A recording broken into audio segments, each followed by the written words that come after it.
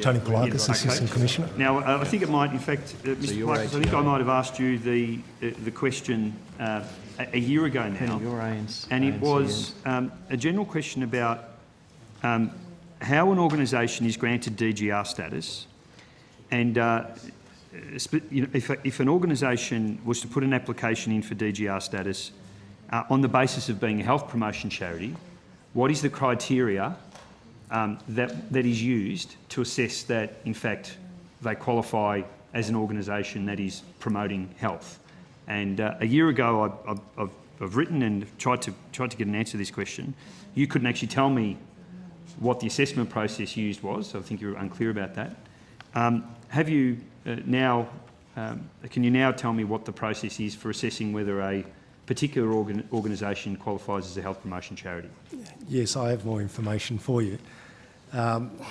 When this was the domain of the ATO, yes, in working out whether an organisation is a health promotion charity, we made our determinations in accordance with a taxation ruling we have. Yes. It was TR 2004/8. You'll need to speak up, sorry. Sorry, the taxation ruling was TR 2004/8, and so we made our determinations in accordance with that ruling. Yes. That ruling is quite a sizable ruling, and there's a number of legal or interpretations within it, but it also indicates process. But I think the more relevant parts of that ruling, I've got some extracts and I'll read from them if you like.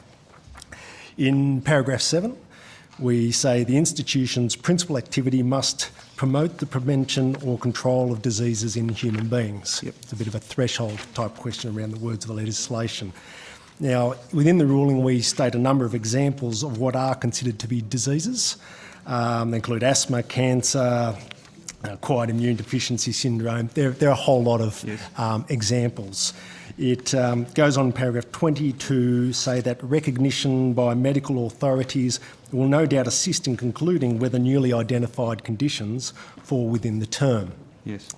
Now, without going into further detail about the ruling itself, what is implicit in the ruling is that there's a number of things that are clearly accepted as diseases, yes, but with newer conditions, there's a number of things that will need to be taken into consideration. One of the things we take into consideration is whether medical authorities acknowledge it as a disease. But that's just a factor. It says that will assist in the determination. It's not determinative in any way. So what it really comes down to is looking at the ruling and also, most importantly for the process, looking at all the relevant factors that the organisation puts forward in its application, yep, to support its argument. Okay, so what you're saying to me is that someone can be registered as a health promotion charity, but they don't actually have to promote health. It's we're only going to consider that the condition exists as a factor in the ruling, but in fact there'll be other considerations given. Let me put a specific example to you. A condition that has no medical basis in fact submits an application for registration as a health promotion charity. Are you saying that under those guidelines that they would still be entitled to be registered as a health promotion charity, even though there's no medical basis in fact for the condition they're supposed to be assisting with? What we'll do in any application is look at the supporting documentation that's provided, yep, and there will be arguments from various experts or... But what if there's no supporting evidence by any credible expert? Well, if there were no supporting evidence, I'd be surprised if we were to make that sort of determination. Well, that determination has been made for a condition that doesn't exist. It's been made for a condition called wind turbine syndrome, which has no medical basis in fact. It's not proven by any medical body, doesn't exist within the DSM-4 criteria. There's not one credible medical expert in the world who accepts that this is a medical condition, and yet you've granted DGR status on the basis of promoting health because this organisation prevents wind turbine syndrome, a syndrome that simply does not exist in medicine. I'm unable, because of confidentiality provisions, to talk about the Well, specifics. I'm just talking to you about wind turbine syndrome as a medical condition. What advice would you have got as an organisation to demonstrate the veracity of otherwise of this as a medical condition? It is my understanding that the application had a number of... I'm not talking about any specific application. I'm just talking to you that's about... right. No, thank you for pointing that out. Yep. In relation to this wind turbine syndrome, Yes. it is my understanding that there are arguments from certain areas that it is some sort of syndrome and it's recognised by...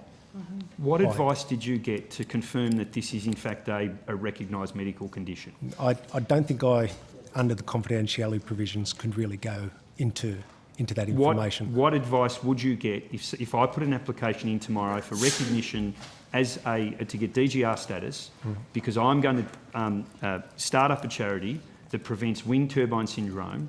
Who would you consult with? What I can talk about is the past, because tomorrow an application would be dealt with by the ACNC. Well, let's talk. We have estimates tomorrow if you shouldn't be worrying. We've only got a few minutes. Okay, sorry. Okay, Oh, okay. thanks. Let me just let me finish with one. And no worries. Sorry, Senator 2 minutes. No problem. And Senator Canavan's got some same questions. Some It's Okay. okay. Does the opposition get a... all Well, day. why not, shall we? I haven't asked a question all day.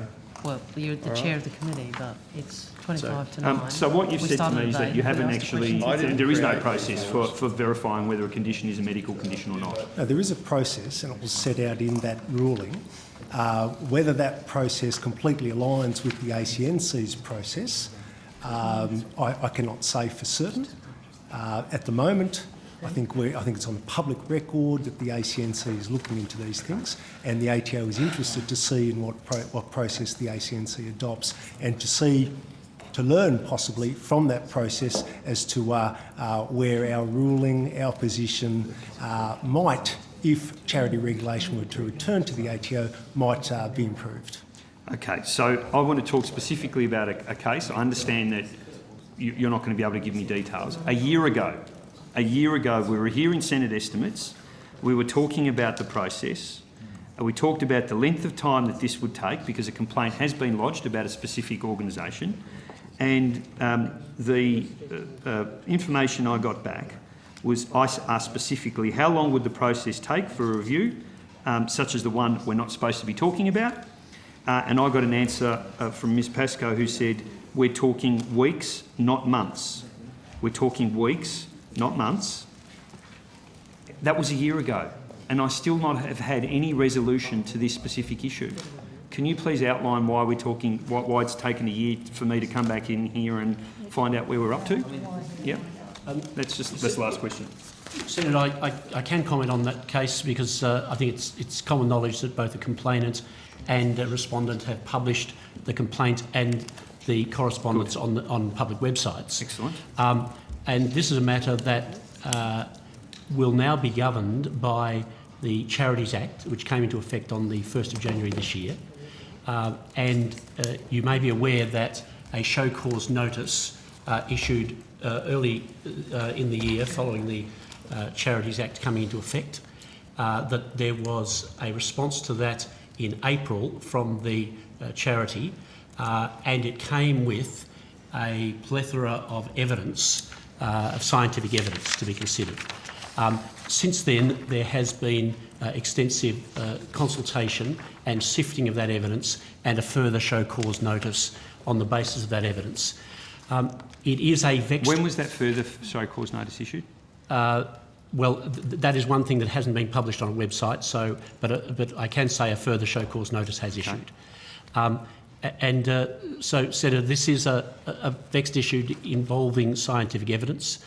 It has taken some time to both receive the evidence, process the evidence, look at all the research, and at the same time, you may be aware that the National Health and Medical Research Council has also brought out a report commenting on this particular issue and the scientific evidence that addresses this issue.